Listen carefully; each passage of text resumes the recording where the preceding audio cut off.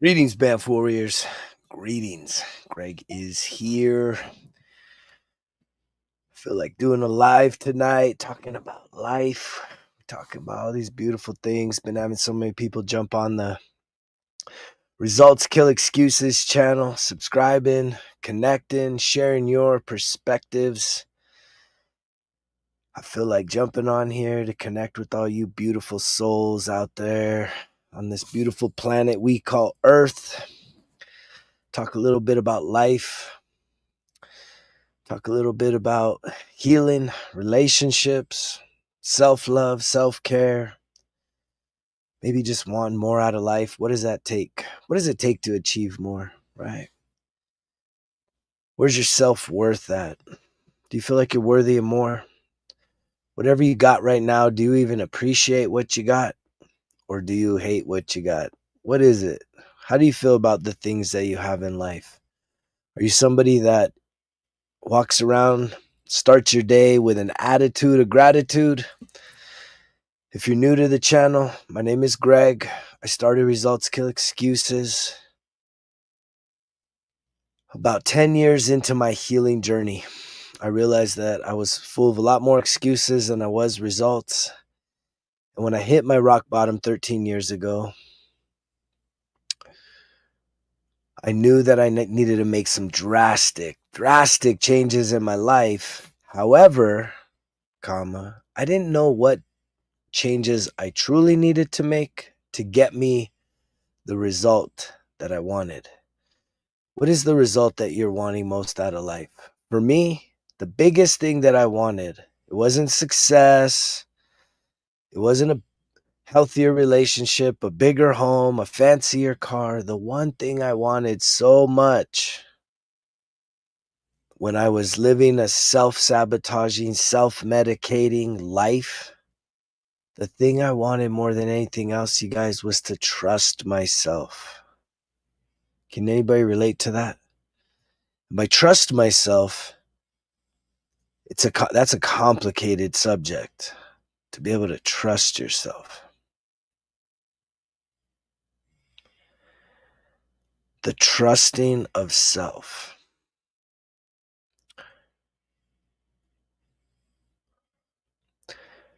What I mostly mean by that is the fact that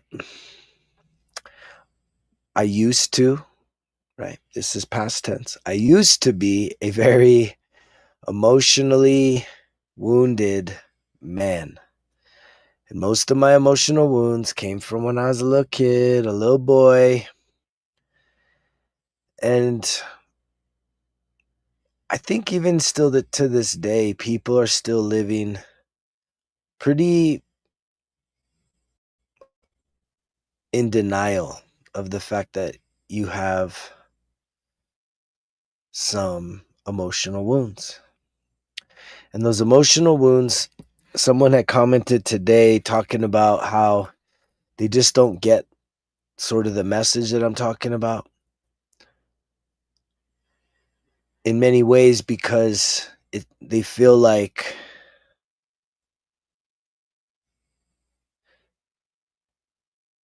let me know if you relate to this, that sometimes, like, you have these things happen to you as a kid, and then you kind of grow up and you're like, well, that's over, right? It's done. Like, have I been a good boy? Lately. Lately. Yeah. I've always considered myself a bad boy, but a good man. If you can relate. If you know, you know. But I wanted to trust myself.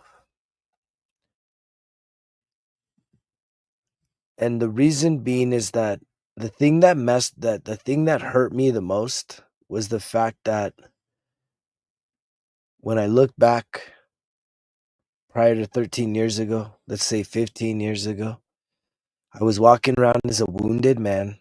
And when I would get, I'm going to use this word, but I think we use it a little too much nowadays. But when I would be emotionally stimulated, we call it triggered now. We would have emotional stimulation. How you doing, Callie?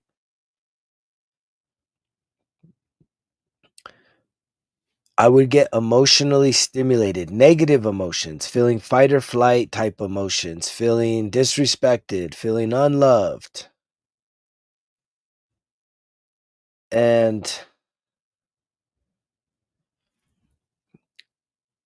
a lot of times I would overreact emotionally. And see, a lot of people I still talk to, they'll talk about a lot of people that I talk to, right? They're trying to figure out how they can control their emotions more. And it's like that never worked for me. Controlling emotions, I don't think is ever going to work for somebody. It'll work for certain situations. You can maybe control yourself in the workplace. In the workplace, right, was probably I could be the most successful at controlling my emotions. However, when it came to getting behind the closed doors in the privacy of whatever home with the people that you're closest to, one of my buddies used to always say, dude, you got to quit showing your ass to people. Do you know what that means? Like showing your ass? It's like, you know, like being the worst version of yourself that, if there was a camera watching you, like having a freak out, right? What would what would people think about that if they saw the real you? And that's where a lot of people are living in denial, is that you don't even want to see the real you. You're in denial of who the real you is. Can you relate to that? Like, can you accept that part? And usually the test for that is that when someone like calls you out and says, "Hey, you're being an ass," or go ahead, MCG5, you can ask question. That you'll kind of say, "I'm not being like that. You're doing that."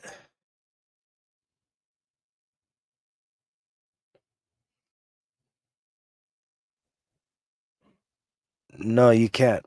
You can't. You cannot. I mean, you can love somebody. There's a question here, you guys, that's saying, "Do you think you can fully love someone if you don't love yourself fully?" I mean, let me just put it to you like this. How you love yourself is how you love other people. So if you love yourself if you kind of love yourself, well, you're going to kind of love people. And when you do, like, if you do lack self-love, genuine self-love, if you lack it, then whatever you're showing to somebody, maybe, and a lot of times, let's be honest, right? A lot of times, um, we'll be sweet, we'll be nice to somebody because we want something, right? We want some physical connection. And that's pretends, ain't it? That's manipulation, isn't it? Being sweet. Hello, Laura. It's good to see you here. So, but the thing is so here's what I coach, here's what I teach, is that if you want to improve the relationship you have with other people, it starts with the relationship you have with yourself. Most people, most of y'all listening to this, and I thank you for listening. I thank you guys for tuning in, for supporting, for connecting. Most people, right? Most people happy with yourself and genuinely loving yourself are, I think, they're kind of two different things.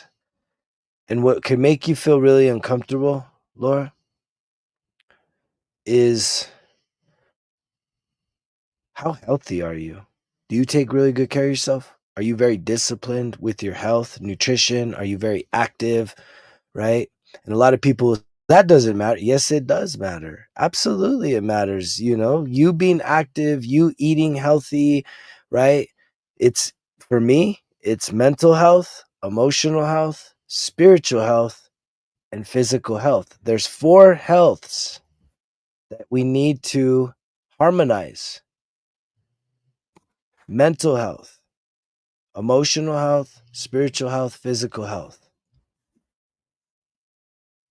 I know lots of people that are physically like incredibly lean and muscular, but they are emotionally broken in pieces. In pieces. Right? I know people that are spiritually, heavenly minded, spiritually, just religious in every way, shape, or form. Everywhere they go, they're just talking about Jesus everywhere they go. But they are physically obese. Why? Why would you be physically obese? The Bible talks about your body being a sacred vessel. This is a sacred vessel. We are to care for it. And we can use excuses as to, well, it's my metabolism, or it's like, no, it's not.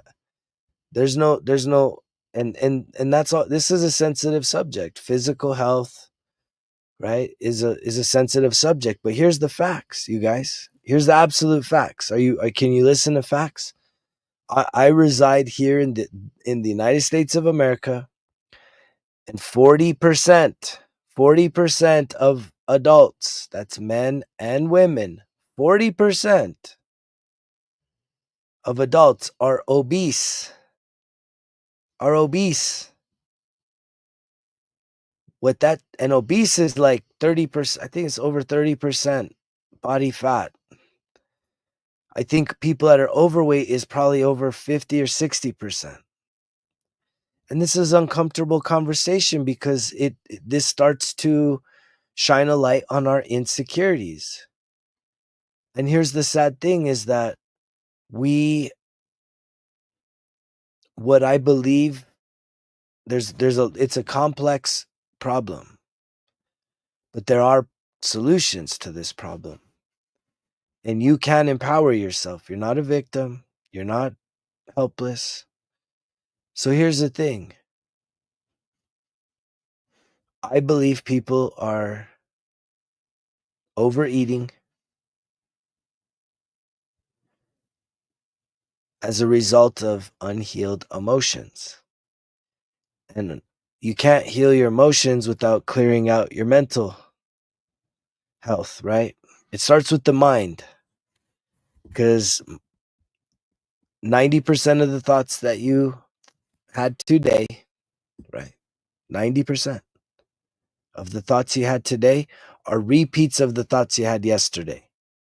And most of us are having pretty negative thoughts. Most of us don't even take time to sit down and write down our thoughts, to even analyze what we're thinking. We're just all up in our heads, right? Do you find yourself all up in your head? And it's like, you want some mental clarity,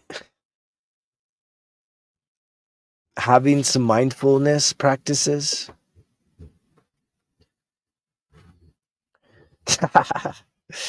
Yeah, man. You can come get some. I just shaved my beard. It was long the other day. There's plenty extra for you there, Richard. Thank you for your humor, man. I appreciate that. Right. But if we think about it, we're eating our emotions because we don't know how to process our emotions. Because we think that things that happened to us when we were a little kid has nothing to do with us as an adult, because we got into a fight yesterday, earlier today, last week, last month. We broke up, had our heart broken, got cheated on, got betrayed last year, last month, last week, yesterday.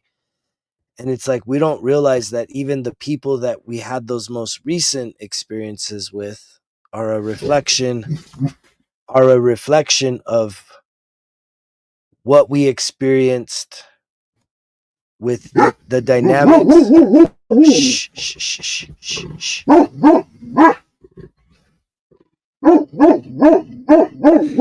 Puppy. My guardian's protecting me. There's coyotes in the area. Puppy, it's okay. The coyotes. So puppy, it's okay. She's a big dog too. All Right, I think we're safe. I think we're safe. The coyotes are gone. I'm out here in northern New Mexico. I'm actually staying. I'm staying in like a really cool airstream, like a glamping airstream, because attending a healing workshop. It's been the most powerful thing, man. I'm gonna come. I'm gonna come with the fire. Come next week. I'm already coming with the fire. But I'm telling you, what I'm experiencing in terms of my own personal growth and expansion, it's gonna show up in the messages. It's gonna show up in pretty much everything I do. Let me see if I have this picture from earlier. You guys should have seen the sunset tonight. Oh, shoot, it's not there. It's not there, but there's the cool glamping. You can at least see the airstream. That's what I'm in right now. New Mexico. I'm in this airstream right here. It's so fun. But there's such a beautiful sunset tonight, man. It was incredible. And so I'm attending this healing workshop, and it's what gets me fired up, man. I've been 13 years on this healing journey, and I came across my spiritual teacher. His name's David Elliott, right around Christmas. And I started doing these breathwork exercises, and it has taken me to a whole nother level of healing. And if you've been paying any attention to the messages I've been putting out there, I guarantee it,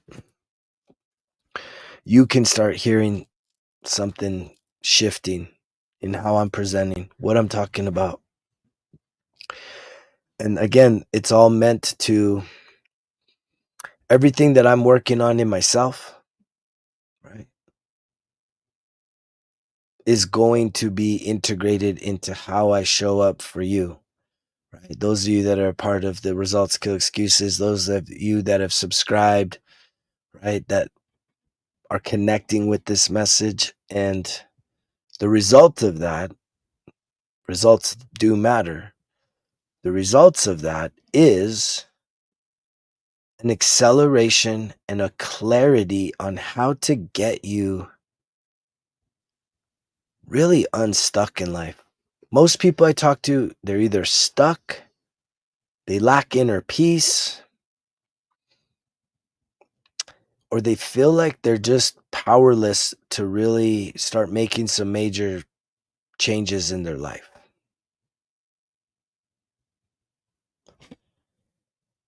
And yet, I always say that there's no magic tricks to healing. I've tried them. If you know of a magic trick that has truly healed you, like, put yourself out there, because we all need to hear it. We need to hear it. But if you're someone that just says, right, and this makes a lot of people uncomfortable. If you're someone that just kind of puts Jesus on blast, Jesus, brother, Jesus, I've been there. I've fucking been there, man. You know what I mean? And I know people that are still there. And yet a lot of these people are emotionally insecure and definitely physically unhealthy, right? But they can say Jesus all day long. So they're very spiritually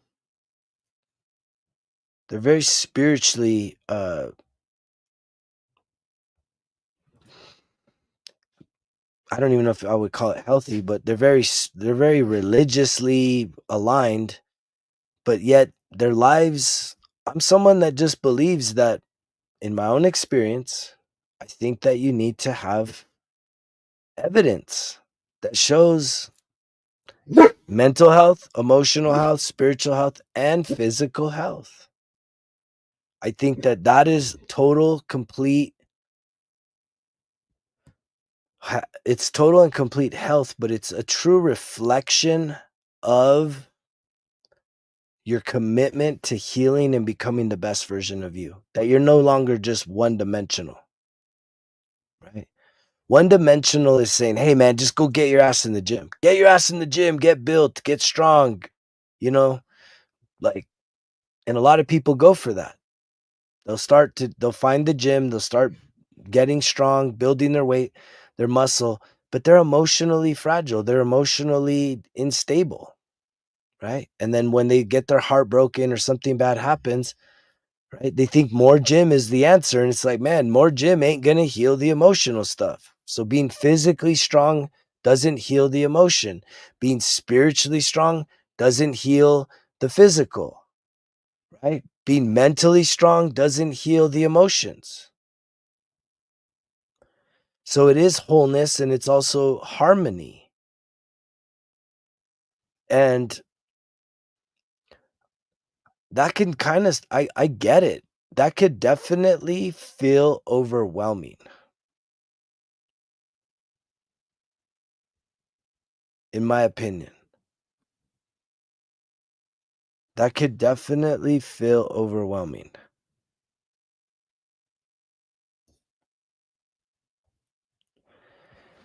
for a lot of people because a lot of people can't even just get the one dimensional to say like, man, I'm so unhealthy. I can't even get healthy. And this guy wants me to do all these things. I'm telling what I'm helping people figure out is to say where to start. I think that if you were going to start anywhere, start with your mental health. And how do you start with your mental health? Well, your mind needs clarity. And if you're someone that has chemical dependency things like addictions, right? You kind of start there. I do not believe that you can continue to drink or consume any kind of substances that and fully clear your mind, which then can, it takes a clear mind to really be able to like address the issues that you have in your life. That's been my experience. Right. Which again, it took me hitting a rock bottom to wake up to that. I had to hit rock bottom having multiple criminal things like DWIs, domestic violence, arrests. I mean, not good stuff, man. Very painful lessons in life for me to finally say, you know what, man, like I can't keep living like this. Like there's got to be something more. Like there has to be a better way of doing things. And the cool thing is, at least in right now, this year, there's a few things happening. One, sober bar, like sober clubs, right? Even like sober bars, which sounds like a like an irony, right? A sober bar, but they have it where it's only mocktails, right? Fun music, mocktails. You don't gotta get wasted. That's actually becoming a trendy thing. The other thing is the youth, right? The youth isn't turning to alcohol as much nowadays. It's people my generation that we're still the alkies, right? Gen X, not Gen X, baby boomers and Gen X, freaking alkies, man. But the younger generations, I think millennials also are in there. But the Gen Y and the Gen Zs, the youngers, they're not so drawn to the alcohol. That's not really their thing. They're sort of, it feels like they're sort of exploring more of like the plant medicine things, and I think probably THC though is a big part of that. I'm grateful that you've been using the journal. That's awesome. Good to hear that. But so again, if you were gonna start anywhere, it would be mental health. That's that. If I was going all the way back, if I knew everything I knew right now, if I was sitting there saying, I'm broken, I need help, I'm ready to make whatever changes possible, and I could go and I would have the knowledge or have this guy talking to me, if I was in that seat of saying, dude, I can't keep doing this life, I'm done. What do I do? Where do I start? How do I get past this broken record of a life? Where do I start? I mean, it's kind of where I did, which is first I needed to say no more alcohol, right? I'm done. I got sober. I said, I got to get sober. I'm done with that. And then secondly, it was I needed to ask for help.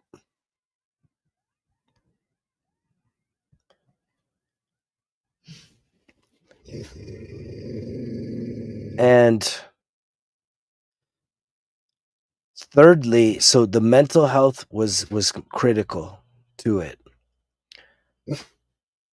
However, the thing I would have wanted to do, I went on the spiritual journey. See, I got this guy, Josh. Josh is talking Jesus, man. It's Jesus. Jesus, bro. Jesus is going to heal the emotions. No, he doesn't. He gets you to heaven. He don't clean your messes, bro. Everybody thinks Jesus is a maid, and he doesn't clean stuff.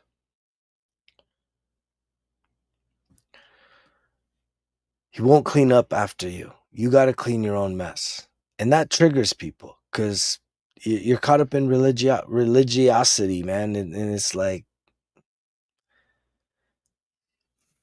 I've been down that path. I went all in on that path. So I went to the mental. I got sober. That was number one. And number two is I asked for help, but I went spiritual. I did the Jesus thing. And what I realized, going all in, man, I mean, I'm going all in where I'm preaching the word. But guess what? I'm also yelling and arguing and fighting and getting emotionally triggered on my way to church with my wife at the time. I mean, it was terrible. It was terrible. Right? And so the way I would have done it was mental. Then I would have started healing the emotional wounds. And that's where Jesus doesn't do the emotional. Jesus won't take you in the time machine back to your childhood, which Jesus doesn't heal the subconscious programs. You have subconscious programs in you. They're rooted in you from childhood trauma. Jesus can't deal with that, man. You get triggered because someone says something, does something, and you know this. You know this, that when you're not there all the time in church with Jesus, if you're emotionally, um, and that's the thing, a lot of people that are so into Jesus, right? You're still big fans of sports. You're wasting all this time and energy on sports. You still get ups and highs and lows about sports and politics and all these social issues. So you're still very much the world, man, right? You're the world. If you represent the world from an emotional standpoint, that what the things that happen outside of you can emotionally manipulate you, then Jesus is getting you to heaven, man. He ain't fixing the mess inside of you. And the inside of you mess is the emotional wounds, right? And so that was the path I took. I went spiritual, and it frustrated me because I still couldn't trust myself, right? I was filled with the Holy Spirit, filled with Jesus, preaching the word, sober, and yet I was a dry drunk. I was still angry. I was still mad. I would still get triggered. I would still be confrontational behind the closed doors. And it was like, what did it get me? Where did it get me? I was still very insecure. I was unhealthy physically. And, but I had Jesus. Great. That's not a representation to me. So the way that I see it now, if I was starting over again, right, my journey, if I was in that broken place again 13 plus years ago, I know I needed to get sober because that mental clarity is so important. It's so important to have the mental clarity. Then I would be doing the emotional wound reprogramming and healing. And in doing the emotional programming healing with breathwork that I'm teaching on now, would come in the spiritual piece. And the part of this, the reason why the spiritual piece that I teach versus the religious is the spiritual piece is actually about, it is a forgiveness ritual. It's forgiving people that have caused you harm, forgiving yourself, setting yourself free, setting them free. And that takes a lot of courage and strength, but it's a spiritual thing because you have to start seeing life with spiritual eyes through the soul. And yet, if you get those three things down, the other piece that really starts to fall is you're going to start loving yourself more and taking care of yourself more. You're going to be more conscientious about what you're putting into your body. You're not going to be eating your emotions. So you're not going to be so drawn to fast food and junk food and sugary food because you're healing your emotions. And thus, in doing that, nutrition is more important than exercise. And so if one of the major problems that we have, for sure here in the US, and I'm certain it does exist throughout the world, is obesity and being overweight. And I believe the reason for that is because people are eating their emotional discomforts. That's why we call it comfort food. When you feel emotionally uncomfortable, you go run, right? Or drive through something that's going to give you some relief. So either sugary stuff, sweet and savory stuff, salty stuff, right? Deep fried stuff, like, and yet, that's actually killing you. That's the number one killer is heart disease. Heart disease is the number one killer. Number two is cancer.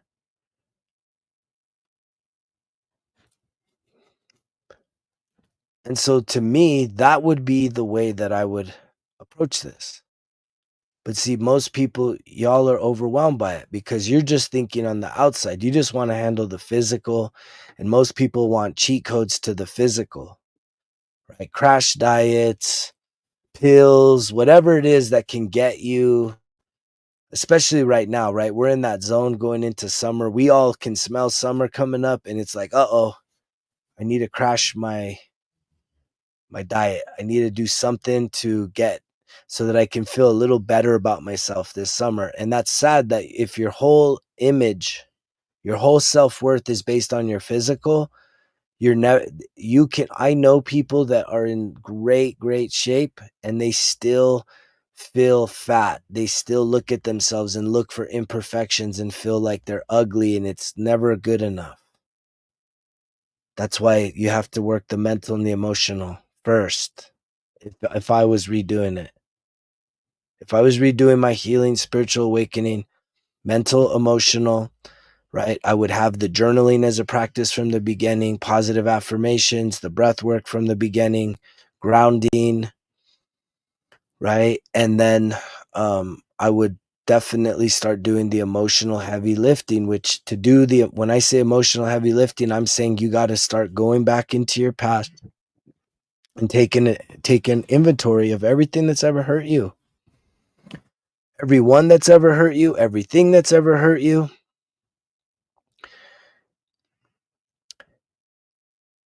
And you have to be willing to release that pain, set those people free, which I think challenges a lot of people to set someone free that's caused you a lot of pain. I think that's a really, really difficult thing for many people. And the reason why that's difficult is because you are stuck in the story that your mom is your mom, your dad is your dad, uh, your ex-partner is a jerk or a narcissist, your abuser's your abuser. And it's like, that's not it. That's not the grand story. That's just this little tiny story, this life.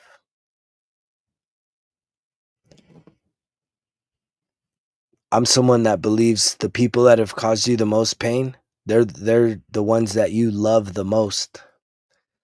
The people that have caused you the most pain, they are the souls that you actually trust and love the most in eternity. In the spiritual realm, you trust these people, these souls so much that y'all come up with a plan that they're going to mess you up in this life, and you forget that.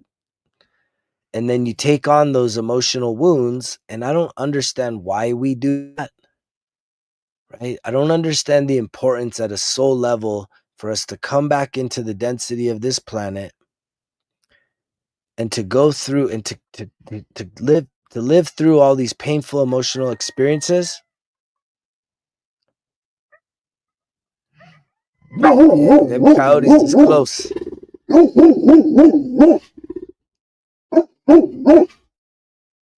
They're close.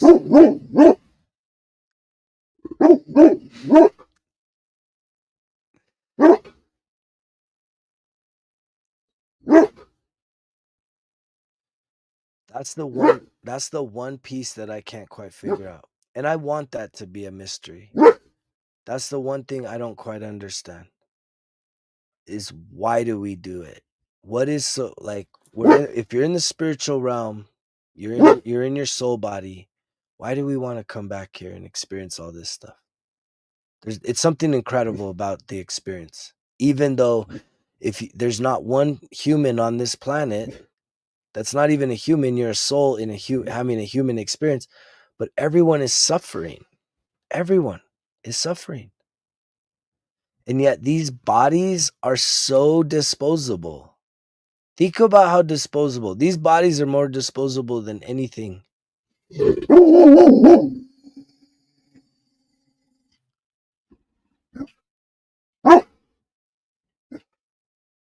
And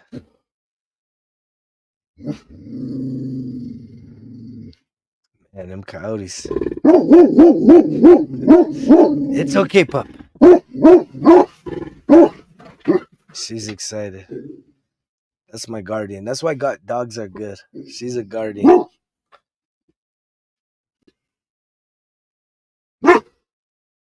It's gonna be okay. Lay down. It's okay.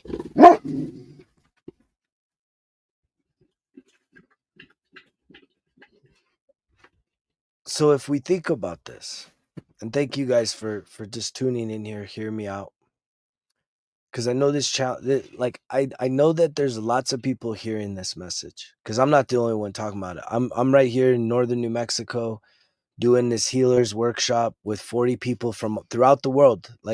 I'm the only person from New Mexico. Everyone else came from all over the world, and we're all singing the same things, doing the same things. And it's like, really, like for the first time in a long time, I really feel seen and heard by other people, that the things I'm experiencing, the synchronicities and, just all the different things. It's like, wait, you're doing that too? Oh, wait, you're seeing that too? It's the funniest thing.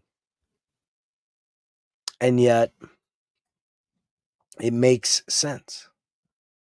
But yet so many of us live in states of fear and religious indoctrination and different traditions and different beliefs, that one of the parts that I had to go through along my healing journey was to be able to challenge all my beliefs. And I think a lot of people have a hard time with that. Challenging your beliefs. Because if you truly believe that what you believe is true, for sure for you, then you shouldn't have any fear of challenging it, because it's going to stand the test of any challenge, won't it? The truth will always reign supreme. And yet I have had to question everything. I've questioned everything. And a lot of things are no longer a part of my belief system, because it just doesn't align with what makes the most sense, or what stands the truest in terms of the experiences that I've been on in this 13 years of healing. I mean, the things that have given me the greatest results, like I literally went all in for, gosh, man, it feels like probably 5 years Christianity. That didn't give me the biggest results, man. It was just like kind of a showing up, checking the box, repetitive stuff, right? Paying the memberships, saying the prayers, singing the songs, listening to someone crack jokes, and then sprinkle a little gospel in there. But it didn't fix any of my emotional stuff. It didn't, right? And I know for certain where that emotional stuff comes from, the wounding, it comes from the childhood. And then that those wounds are being run like subconscious programs. And yet if it's happening at the subconscious level, it's kind of crazy that we need to be saved in that philosophy from things that are programmed in us from childhood as a survival mechanism and continue to get activated, emotionally speaking, throughout the course of our lives, many times leading us to do all kinds of behaviors and things that it's like we're in control, but maybe we're not so much in control. I mean, if I can literally remember times where I was losing my temper, overreacting to basic little things. And literally, I was an observer where I'm like, why? I'm literally sitting there saying, why am I doing this? Why am I being so angry? Why am I so upset? Why am I screaming and yelling? Why am I punching my fist through the wall? Why am I doing all this dumb shit? I was an observer. I literally felt captive within my own body. Right. And it was like, I wasn't on drugs. I wasn't drunk. I thought I had the Holy Spirit all up in me. And yet this program for survival got pressed and it runs its course and there's no control there. And I had to start asking myself, why? And that's what really kept me going. That's what brought out results kill excuses. Cause I was like, dude, like, why can't I trust myself? I've tried sobriety, I've tried Jesus, I've tried therapy, and I still don't understand why I get so angry and emotionally upset and I lose control. Why? Why can't I have control over myself? Why can't I um, even just have control over my cravings? Why am I overeating? Why am I always eating all this stuff? Why can't I have control over how I react, how I show up in the world? You know, didn't make any sense to me. I thought all these things were supposed to work, and they didn't. They didn't fix the emotional piece. And that's what had kept me going. And yet I can look back and I know it's worked for me. I'm sitting here as a man that I do trust myself in any and all situations, right? And I don't show up to church, but I'm very connected to Creator, right? To the Great One. But I don't do all that other religious stuff. I would be so out of place being in a religious house of worship. Be like, who is this guy? Dang, man, you're way too real for us, bro. Most of those people, I would even back then, I was just way too real. I asked way too many questions, and it made a lot of people uncomfortable because you just want to shut down with basic answers of versus really getting to the depths. And I'm someone that I read through the Bible. I'm not tearing that stuff up. If that's your medicine and that's what you think gives you clarity, go do that, man. But the true measure, in my opinion, and my opinion is what it's worth, it's just my opinion. The true measure is, are you aligned and do you have harmony with your mental health, your emotional health, and your physical health? If you don't have alignment with those things,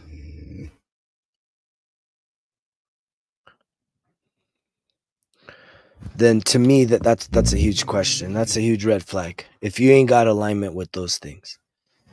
If you only rocking 1 out of 4 of those, 2 out of 4, even just 3 out of 4, right? There's still work to be done. And yet we'll make excuses because most people are like, I can't even get one of those done. I can't even really I don't understand my mental health. I don't want to give up the chemical dependency, right? This is the only place where literally marketing is so good that it convinces people that poisoning yourself is how you have fun. It's like, are you kidding me? Poisoning yourself is how you have fun. That's like the most incredible sales pitch ever. And what I'm talking about is that alcohol. At any level, right? At any level, right? We've all heard about the little grandmas and grandpas. They got to have a little vino for the heart. It's like, that's bullshit, man. Cut down on the oil, cut down on the saturated fats, cut down on the processed foods, cut down on the sugars, right? There is so many other ways where you don't need a little vino to clear the heart, man. That's like a limiting belief, major, right? It's it's here, man. It's the mental health. And there's a lot of times, right? It's been a lot of times, a lot of years that I felt like I was spinning in the wind because I know I've gone against the grain, because I know that I stepped away from, what even back then wasn't even popular. Like being a Christian back then, it was not popular. A lot of people are embarrassed to be that, or they used to. I don't know about now. I think everybody's one now. That's probably why it's not working, man. But yet it's because it's like it kind of had a magic trick, you know, heal yourself quick type of sales pitch.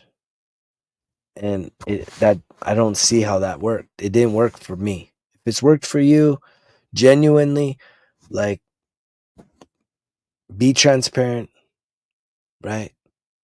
Don't just talk the talk, walk the walk. Mental health, emotional health, spiritual health, physical health.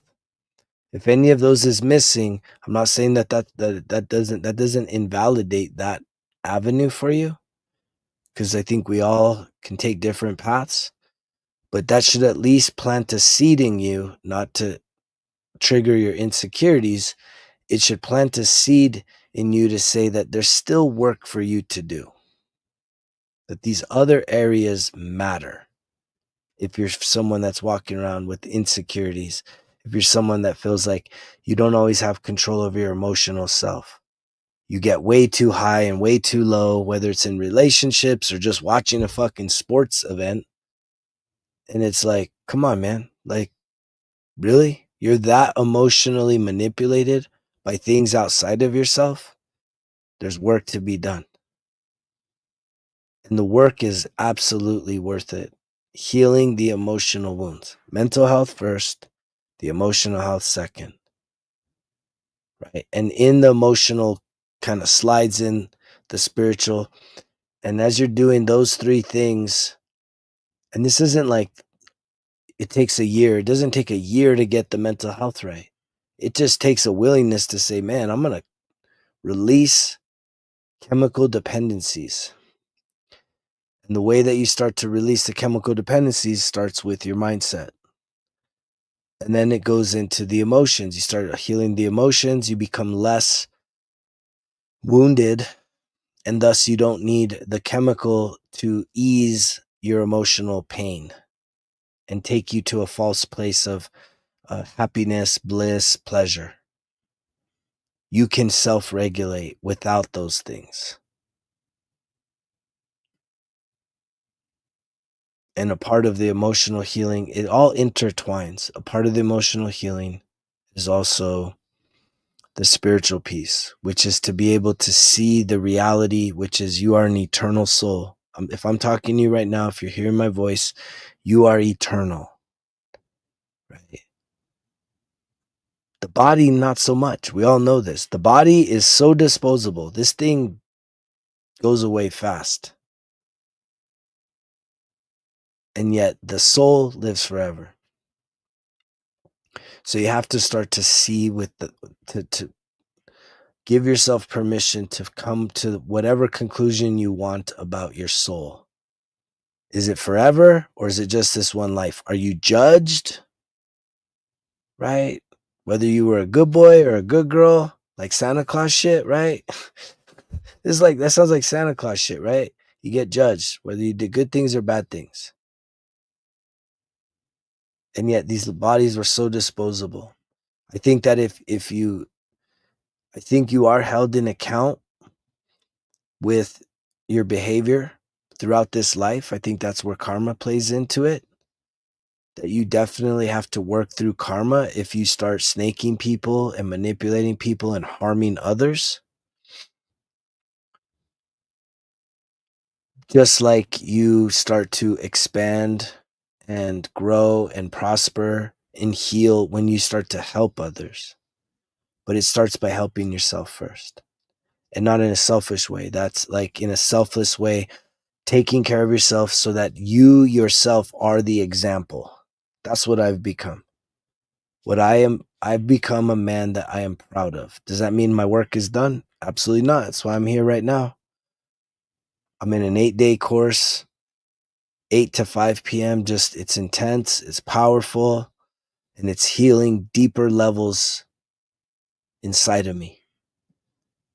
And as I heal those deeper levels inside of me, that's going to then give me the opportunity to help people heal deeper levels inside of them. And that's a beautiful thing. So with that being said, I'm going to leave you with that, with this conversation. There's always going to be a next. Thank you so much for listening. I send you much love, joy, peace, and light. And I'll see you on the next one, because you know the drill. Results kill excuses, because if it was easy, it wouldn't be worth it. Greg's out.